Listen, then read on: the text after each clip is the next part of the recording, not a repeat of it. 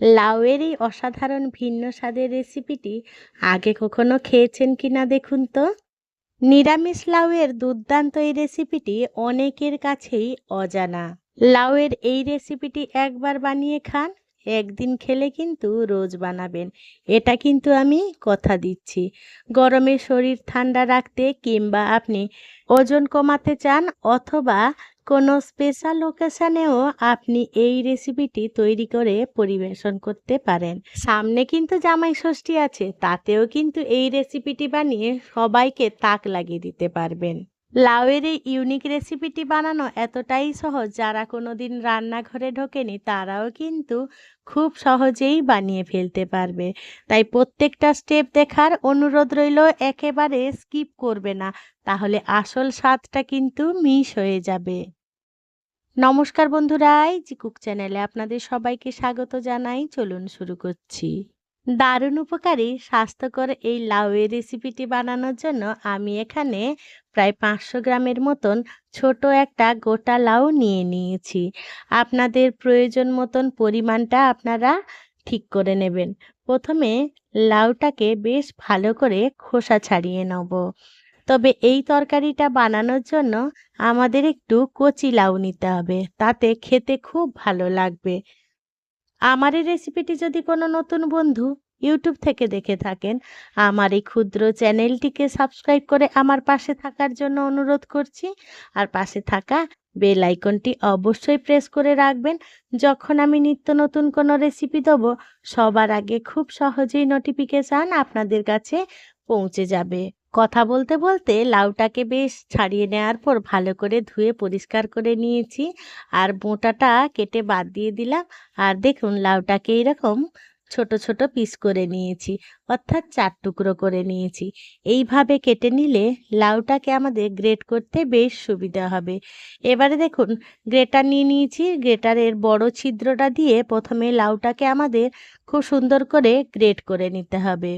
আপনারা চাইলে বঁটিতেও কেটে নিতে পারেন, তবে একদম মিহি করে কাটতে হবে, তাতে এই রেসিপিটি খেতে ভীষণ ভালো হবে। দেখুন, এইভাবেই আমাদের লাউটাকে কিন্তু গ্রেট করে নিতে হবে। যত ছোট ছোট পিস হবে তত খেতে সুন্দর হবে। বন্ধুরা, লাউ তো আপনারা অনেকভাবেই বানিয়ে খেয়েছেন। লাউ ঘন্ট, নিরামিষ লাউ, লাউ চিংড়ি, অনেক কিছুই বানিয়েছেন। তবে এইভাবে একবার লাউটা বানাবেন, আশা করছি আপনাদের ভীষণ ভালো লাগবে। কথা বলতে বলতে দেখুন, সমস্ত লাউটা আমি এই গ্রেটারের সাহায্যে গ্রেট করে নিয়েছি। লাউটাকে সাইডে রেখে দিলাম। এবারে চলুন রান্নাটা শুরু করি। তার জন্য আমি গ্যাসে একটা ডেচকি বসিয়ে দিয়েছি।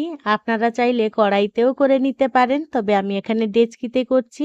ডেচকিতে 1 কাপের মতন জল দিয়ে দিলাম, স্বাদ মতো নুন দিয়ে দিলাম, আর একদম অল্প পরিমাণে হলুদ দিলাম, জাস্ট কালারটা হওয়া মতন। এবারে জলটা যেই একটু একটু গরম হয়ে আসবে, তখন ওই গ্রেট করে রাখা লাউগুলো আমি দিয়ে দেবো। লাউ এমন একটা সবজি যা নিজে থেকেও অনেকটাই জল বেরোয়, তাই অবশ্যই জলের পরিমাপটা আপনাদের লাউয়ের পরিমাপ অনুযায়ী বুঝে দেবেন। গ্রেট করে রাখা সমস্ত লাউগুলো দেয়া হয়ে গেলে লাউগুলোকে খুব সুন্দর করে এই নুন হলুদ জলের সাথে মিশিয়ে নিতে হবে। লাউগুলো খুব সুন্দর করে মিশিয়ে নিয়েছিলাম। এবারে গ্যাসের ফ্লেম লো টু মিডিয়াম আঁচে রেখে ঢাকা চাপা দিয়ে লাউগুলো সুন্দরভাবে সেদ্ধ হওয়া পর্যন্ত রান্না করে নিতে হবে। মোদ্দা কথা হলো, আমাদের লাউগুলোকে, এই গ্রেট করা লাউগুলোকে খুব সুন্দরভাবে সেদ্ধ করে নিতে হবে। যেহেতু গ্রেট করা লাউ, তাই বেশি সময় লাগবে না, 4-5 মিনিটের মধ্যেই সেদ্ধ হয়ে যাবে। আমি ঢাকা চাপা দিয়ে সেদ্ধ করে নিয়েছিলাম প্রায় 4 মিনিটের মতন। দেখুন, 4-5 মিনিটের পর দেখাচ্ছি, দেখুন খুব সুন্দরভাবে লাউটা সেদ্ধ হয়ে এসেছে। এই রান্নাটা করায় যেমন আমাদের গ্যাসের খরচও কম হয়, তেমনি বানাতেও ভীষণ সহজ। তাই দেখুন, শুধু লাউ সেদ্ধ করা হয়ে গেলেই আমাদের লাউয়ের রান্না শেষ। ভাবছেন তো এটা কি করে সম্ভব? তাহলে দেখুন পরের স্টেপটা কি। এইরকম একটা ছেঁকনি নিয়ে নিয়েছি, বড় ছেঁকনি আপনাদের কাছে যদি না থাকে ঝুড়িতে অবশ্যই নিয়ে নিতে পারেন বা কোনো কাপড়েও নিয়ে নিতে পারেন। এই সেদ্ধ করে রাখা লাউগুলোকে প্রথমে আমাদের খুব সুন্দর করে চেপে চেপে জল থেকে ছেঁকে নিতে হবে। এই পর্যায়ে দেখতে হবে লাউতে যতটা পারা যায় ততটা যেন কম পরিমাণে জল থাকে। সমস্ত লাউ এই ছেঁকনির মধ্যে ঢেলে দিলাম আর ছাঁচাটা দিয়ে বেশ চেপে চেপে সমস্ত লাউ থেকে জল বার করে নেব।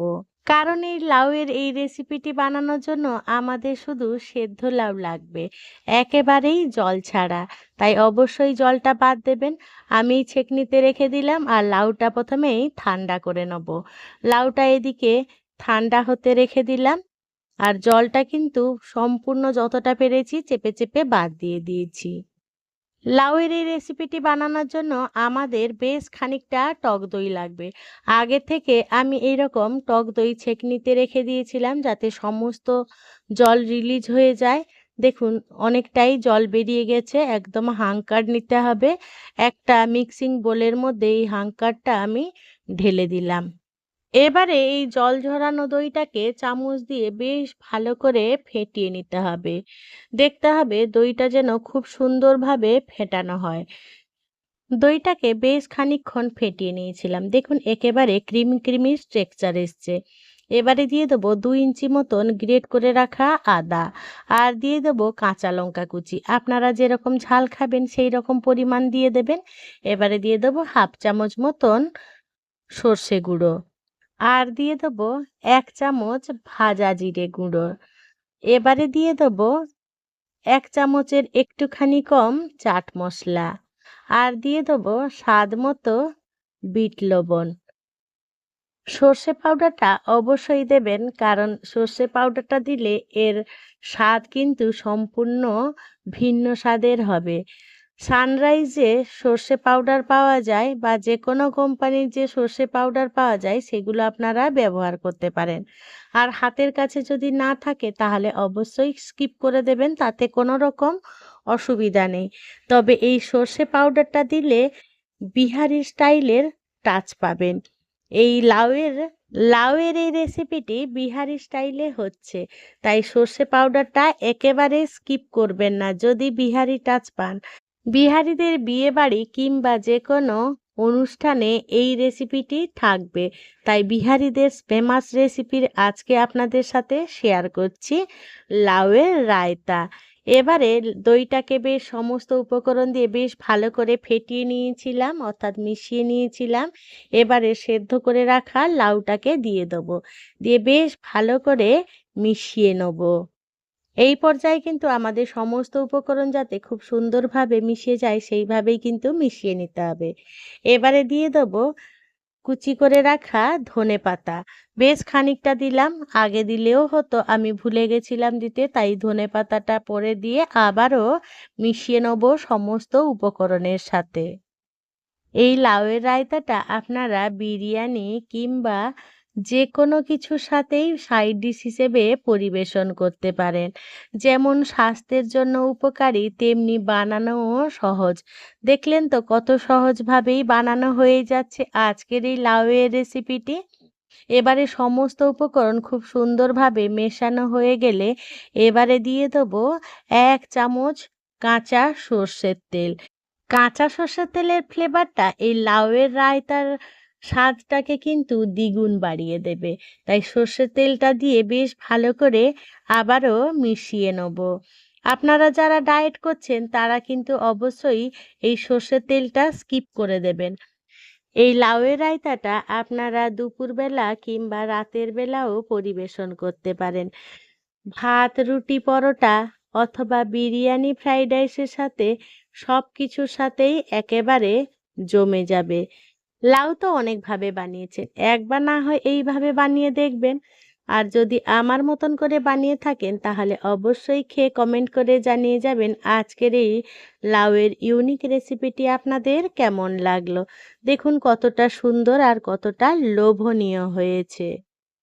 দেখলেন তো বন্ধুরা কত সহজেই আর কত কম উপকরণে হেলদি লাউয়ের রায়তা বিহারি স্টাইলে তৈরি হয়ে গেল। লাউয়ের এই রায়তাটাকে আরো আকর্ষণীয় করার জন্য আমি একটু গার্নিশিং করে নিলাম। আপনাদের পছন্দ মতন আপনারা সেইভাবে করে নেবেন। বন্ধুরা, আজকের এই লাউয়ের রায়তা রেসিপিটি আপনাদের কেমন লাগলো সেটা কিন্তু কমেন্টে জানাতে একেবারেই ভুলবেন না। যদি কোনো অংশে একটুও ভালো লেগে থাকে তাহলে ছোট্ট একটা লাইক করে দেবেন। আপনাদের এই ছোট্ট ছোট্ট লাইক আমাকে অনেক ইন্সপায়ার করে নিত্য নতুন রেসিপি বানানোর জন্য। আর যদি খুব বেশি ভালো লেগে থাকে বন্ধু বান্ধব কিংবা প্রিয়জনদের সাথে শেয়ার করে তাদেরও দেখার সুযোগ করে দেবেন। বন্ধুরা, আমার সাথে থেকে পাশে থেকে লাউয়ের এই ইউনিক নতুন রেসিপিটি দেখার জন্য আপনাদের সকলকে জানাই অসংখ্য অসংখ্য ধন্যবাদ। আপনারা ভালো থাকবেন, সুস্থ থাকবেন। দেখা হবে পরের কোনো নিত্য নতুন রেসিপিতে।